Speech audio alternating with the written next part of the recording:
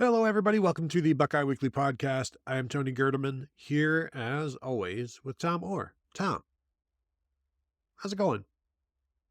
Tony, have you looked at the forecast for this weekend? In fact, I have. Yes, I've thought, you know what? Maybe pants this week. Well, I never think that, but it is going to be actual, honest to goodness football weather in Columbus, Ohio for a primetime game. It is going to get down into potentially the high 40s by the end of the game on Saturday night. It's going to be sunny during the day. Tony, this is ideal. It is sweatshirt weather for football already the second week of the season. We are trending towards greatest season in history already, just based solely on this. Just the number of football weather games for a football season starts in September. You know this is going to be special. Yes, I'm with you, Tom. It's perfect grilling weather, just being outside, being in the stadium. You're not hot. You're not cooking. You're just, yeah, like I said, Tom, you're grilling. You're not cooking. Like you just get to enjoy being outside, and however you want to do it, whatever mode of clothes that you need. It's gonna be a little chilly at times. So just be prepared and enjoy it. That's what I say. Yeah, and you are not allowed to complain. If you were complaining about being too hot last week, you do not get to complain about being too cold this week. That is a rule I always established with my softball teams. At the beginning of the season, you can pick. You can either complain about being cold or hot, but you have to decide as a group, and that's it. You only get to pick one. And then everyone at the beginning of the spring season always complains about being cold, and they say, "Well, that's it. That's fine." When it's 90 degrees in June, you don't get to complain. And hey, listen, I'm going to hold our listeners to the same standards that I hold, 8-year-olds, 10-year-olds playing softball. So Oh, if you complained last week, that's it. You're done. You don't get to complain about being cold. And I have bad news about what the end of November might feel like. yeah. Do not complain about the heat in June. Now let's get ready for this 5-hour practice. Anyway, Tom, we got a game to preview. Ohio State hosting Western Michigan, 7:30 kick on the Big Ten Network. This is going to be Western Michigan's second consecutive Big Ten opponent. It's going to be Ohio State's second consecutive MAC opponent. And I don't know which one of these games was because the Washington game got canceled. I don't know if it was Akron or whatever, but here you go. Two MAC opponents. This one, though, I think is interesting for Ohio State because they just watched Western Michigan take Wisconsin to the brink and had a fourth quarter lead in this one. There was a situation where Western Michigan scores to take the 14-13 lead. They forced a punt on a Wisconsin punt. Wisconsin punts it, goes off of a Western Michigan player's leg. Badgers recovered at the Western Michigan 20 and then punch it in for a touchdown to go up 21-14, including a 2-point conversion. Then next possession, Western Michigan has it 4th and 2 or 4th and 1 from midfield. They get stuffed. Wisconsin gets it at the 50. They go 50 yards for their touchdown. Like Wisconsin did not have an easy day of this one. If Western Michigan wouldn't have given them the game, Western Michigan may have taken the game. And so I think this is something where this is all week has been shoved down Ohio State's throats from the coaches, from everybody trying to make sure that they're mentally ready for this one. And that look what they've done to Wisconsin. If you don't take this seriously, we're going to be in a dogfight, and anything can happen when you're in a dogfight. A punt can bounce off of a leg and essentially cost you a game if you're not prepared and paying attention.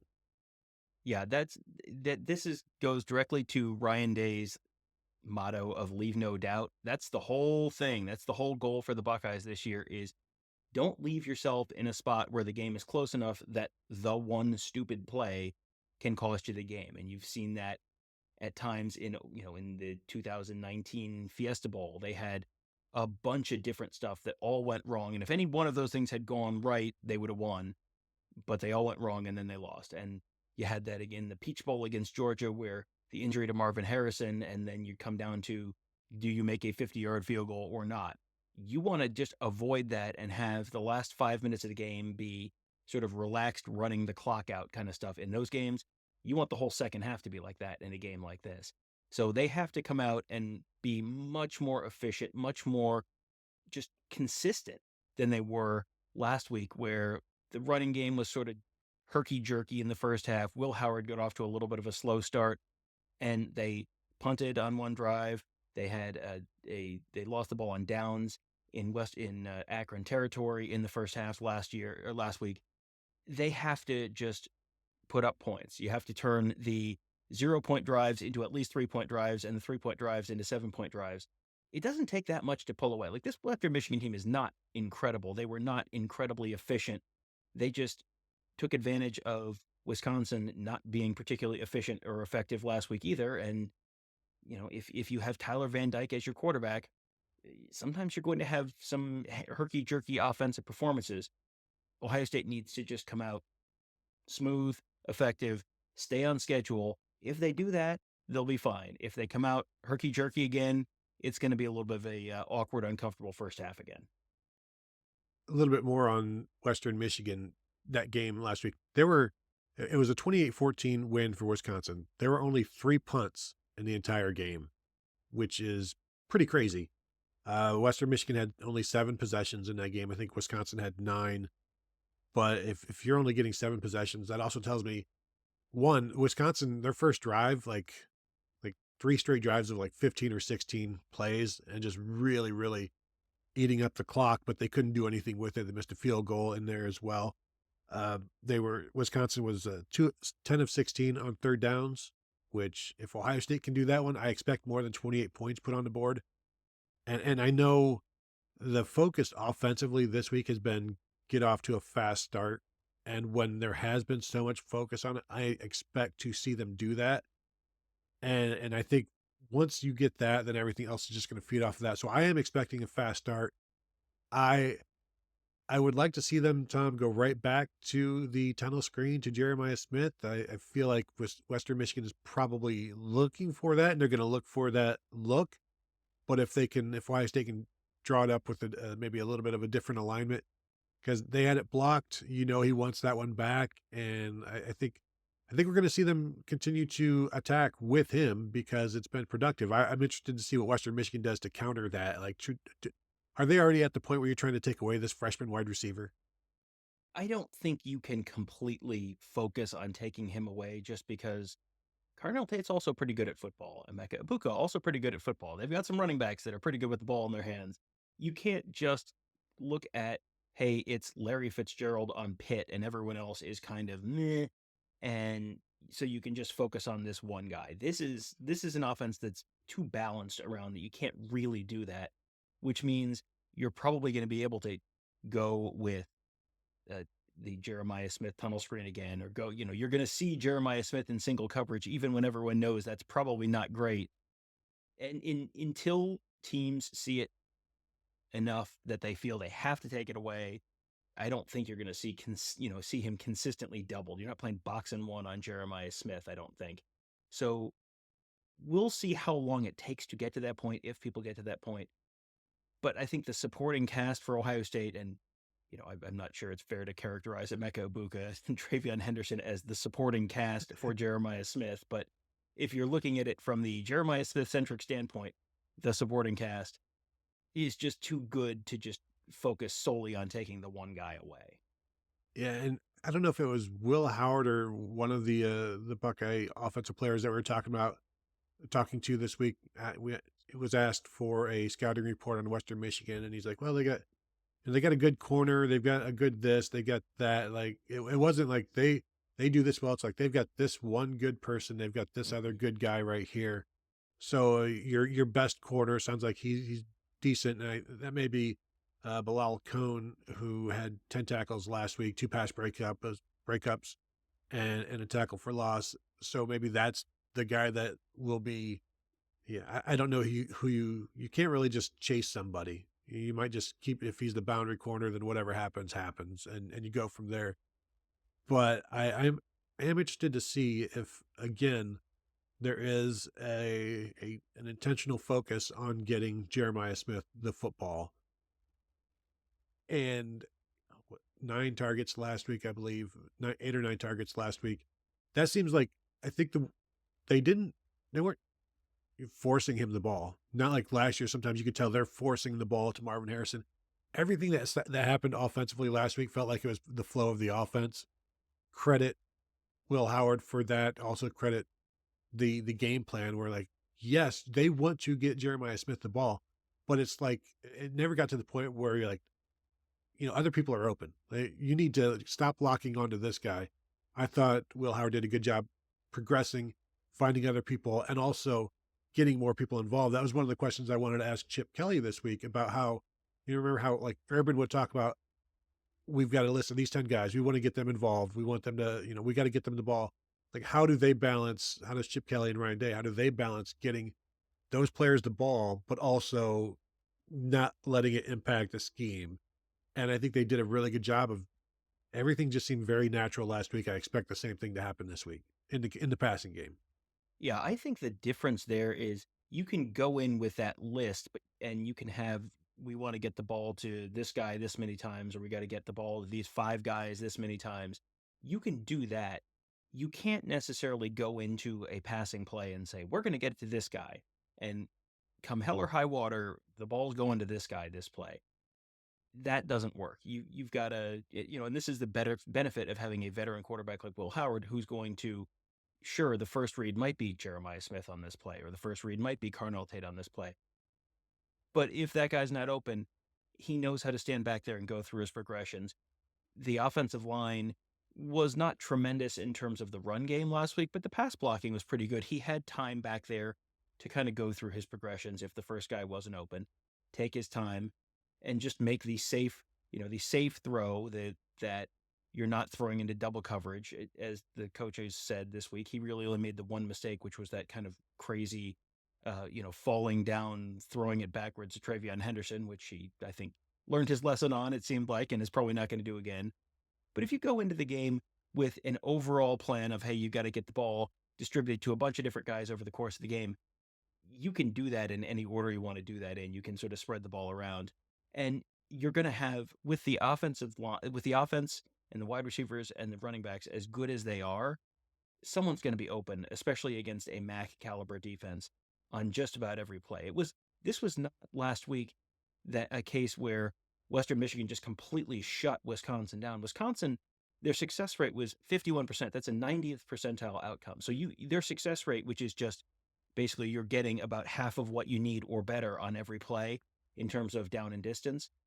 Their success rate, 51%, very, very high. They had no explosiveness at all. That's where Wisconsin really struggled. I'm pulling these numbers from GameOnPaper.com, which is a site I've talked about before on here.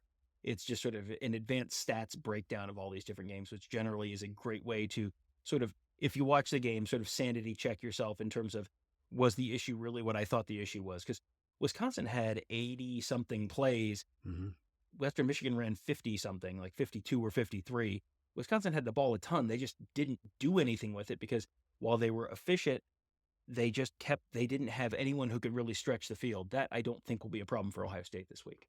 Yeah, 82 plays for Wisconsin. I don't see that happening for Ohio State because it shouldn't. It shouldn't need to happen. Now, if it's because Western Michigan keeps going 3 and out and you just have the ball all that time, that's one thing. But I would expect Ohio State to do more with their 9 or 10 possessions that they have.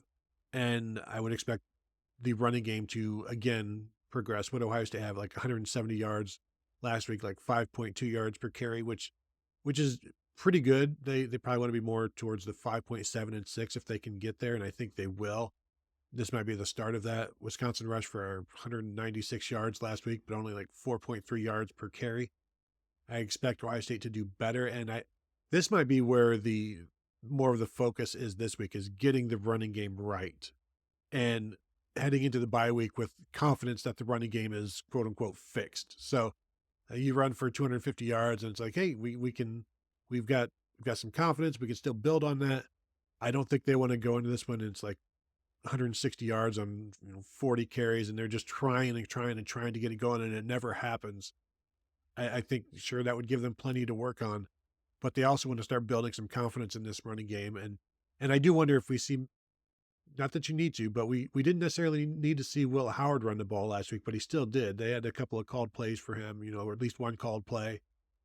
And then also a scramble in there. Maybe rather than just the QB power that they ran, maybe there'll be some keepers on some reads that he does this week. But I'm expecting a better running game performance. I'm still expecting Austin Searveld to be starting at left guard. Is that where you are as well? Yeah, I think it just makes too much sense for them to give Donovan Jackson one more week off, because if you give him this week off, you're really giving him 2 weeks off because they're off next week. So you don't have Oregon looming in 2 weeks either.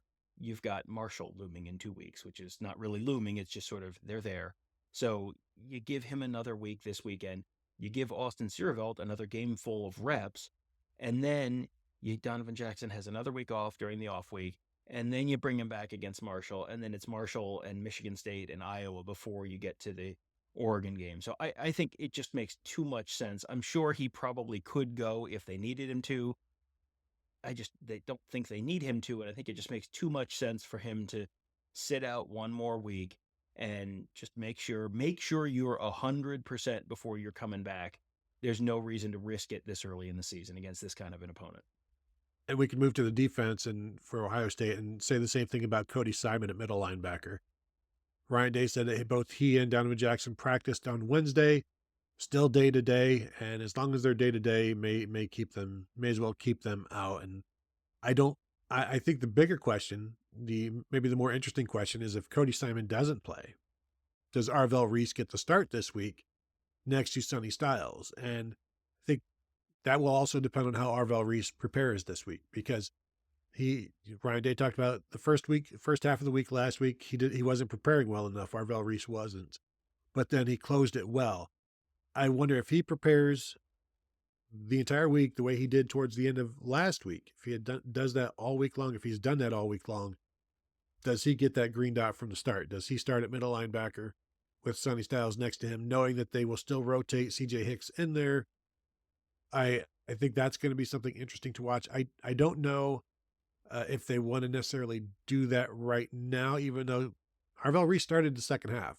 If they go with Arvell Reese instead of CJ Hicks, does that create any kind of tension, or does that create an unnecessary issue within the team or within the linebacker room?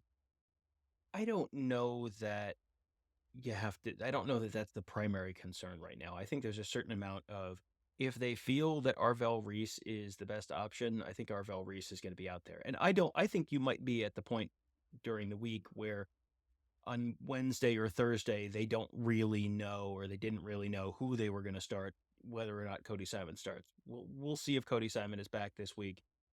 You may be in the situation where it's the same kind of view that you had with Donovan Jackson, where it maybe just makes sense to sit him for another week. So we'll see how that shakes out.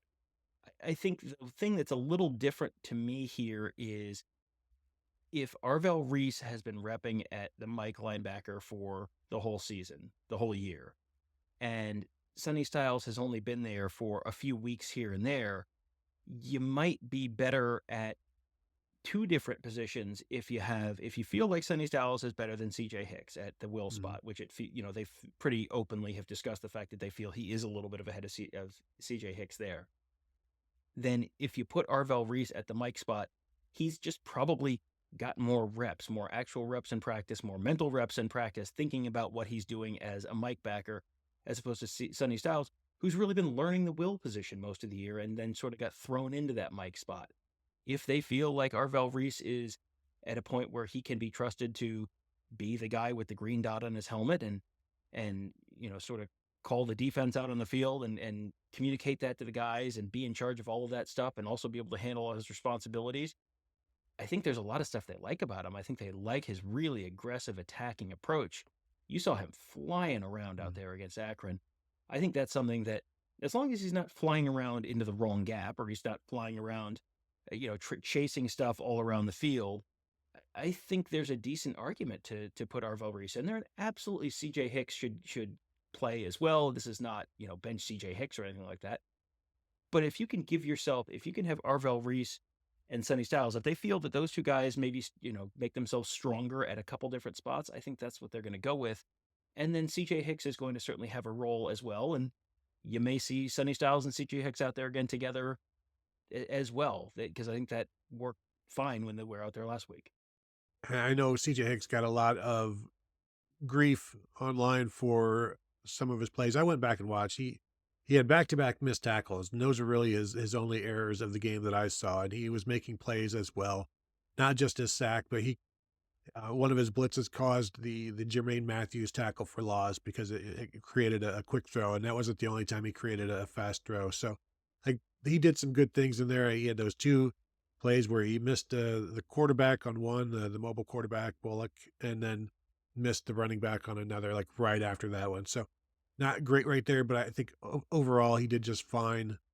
But Arvell Reese also stood out, and so that's something that I don't think it's a coincidence that he started in the second half. CJ Hicks knows that Sonny Styles is the starting will, so I think he's already, not that it's you've accepted your position. Like they all have a role to play. He believes he still has a role in this defense, and you saw what it was last week. And I think if he can have that kind of impact every week, that's that's a sizable role for any linebacker to be involved like that. I mean, Cody Simon last year came off the bench and he owned that, and then he's starting at the end of the season because of injury. Like just prepare, be ready when you're out there, make plays, and just do your job, and you'll get more opportunities. So I think I won't be surprised if it's Arvell Reese and Sonny Styles out there, and and two big linebackers out there standing side by side, dealing with one of the best running backs in the Mid American Conference, and Jalen Buckley. Last year, 1,000-yard rusher as a true freshman. Last week, 64 yards rushing against the Badgers. I think he had 2 touchdowns in that one as well. Just a very good running back. Kind of surprised maybe that he stayed in the MAC, and maybe this might be, when's the Power Five, the Power Four going to call him up to the show? After this season, can they make the call? Is it time? Probably the last year you'll see him at Western Michigan. But their quarterback is Hayden Wolf, and I was like, didn't Hayden Wolf start at Wisconsin? Like, didn't he begin his career at Wisconsin? But Tom, that was Chase Wolf. Chase Wolf, not Oh. Hayden. Chase. So now, Chase Hayden was running back at Illinois. Is that correct? Or quarterback at Illinois? Who's on first? That's what I'm saying. You are correct. So Hayden Wolf, a veteran quarterback. There's not a ton of concern for the Ohio State defense. They should be able to do what they want, but Jalen Buckley is a legit good running back. So it's a good test. Again, a good test for those linebackers and also a good test for the safeties.